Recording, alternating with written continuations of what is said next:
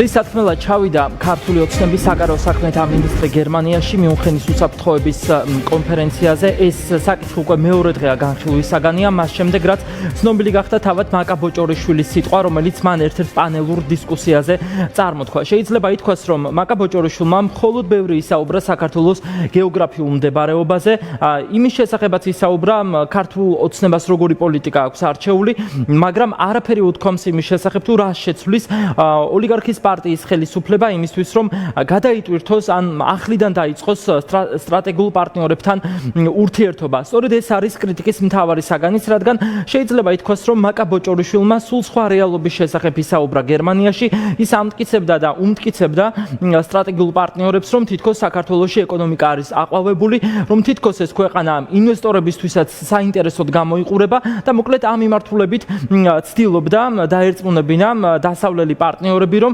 საქართველო არის იდეალური ვარიანტი გეოგრაფიული მდებარეობის გათვალისწინებით, იმისთვის რომ დაკავშირებადობის თვალსაზრისით გაიზარდოს ქვეყნის როლი. თუმცა არსებობს აქ მეორე საკითხი, რომლის შესახებაც უკვე მეორე დღეა აქტიურად საუბრობენ, რა არ თქვა მაკა ბოჭორიშვილმა, რა უნდა გააკეთოს ქართულმა ოცნებამ იმისთვის, რომ ეს ურთიერთობები, რომელიც დაძაბულია და შეიძლება ითქვას, რომ ჩიხშიც არის შესული საქართველოს არ მხოლოდ სტრატეგიულ პარტნიორებთან, არამედ ევროკავშირის წამყვან ქვეყნებთანაც, რაიმე ფორმით გამოასწორონ ეს ვითარება, იქიდან გამომდინარე, რომ უკვე მეორე წელია ქართული ოცნება ებრძვის დიდ პოლიტიკურ იზოლაციას.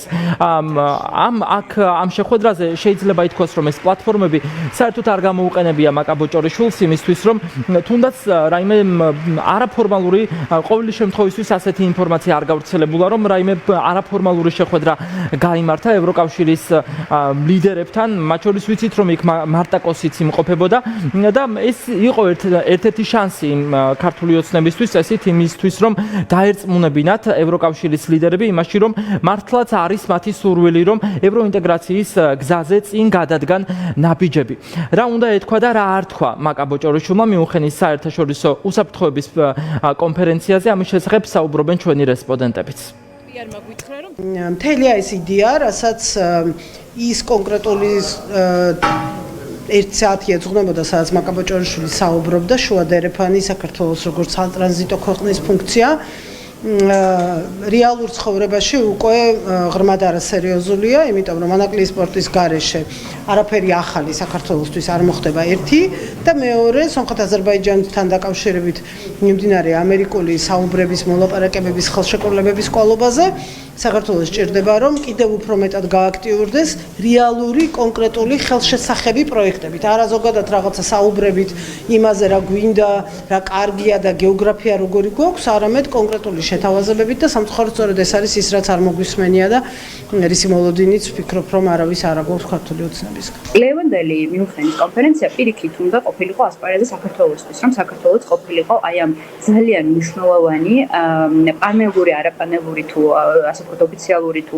არაოფიციალური შეხვედრების მთავარ სცენაზე. მაგრამ მე ვერ ვიტყოდი, რომ დღეს საქართველო აქ არის, მე ვიტყოდი პირიქით, რომ საქართველოს სამწუხაროდ საკმაოდ იზოლირებულია. ეს უბრალოდ საქართველოს პოზიცია და როგორ უნდა იყოს ის წარმოდგენილი და რომ კონკრეტულ დისკუსიებში იღებენ ის მონაწილეობას და სად არის საქართველოს ოფიციალური პოზიცია, სად არის დაფიქსირებული, ხო?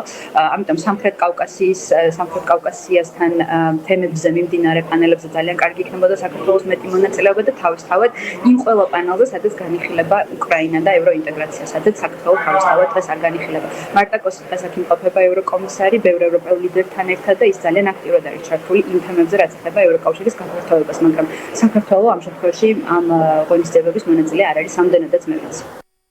ვართ ისეთები, როგორებიც ვართ და გქონდეთ ჩვენთან ურთიერთობები თუ გსურთ. ჩვენი გეოგრაფიის გათვალისწინებით დაახლოებით ასე გაიგო ოპოზიციამ ოცნების ხელისუფლების მთავარი გზავნილი ცივილური სამყაროსთვის, სტრატეგიული პარტნიორებისთვის.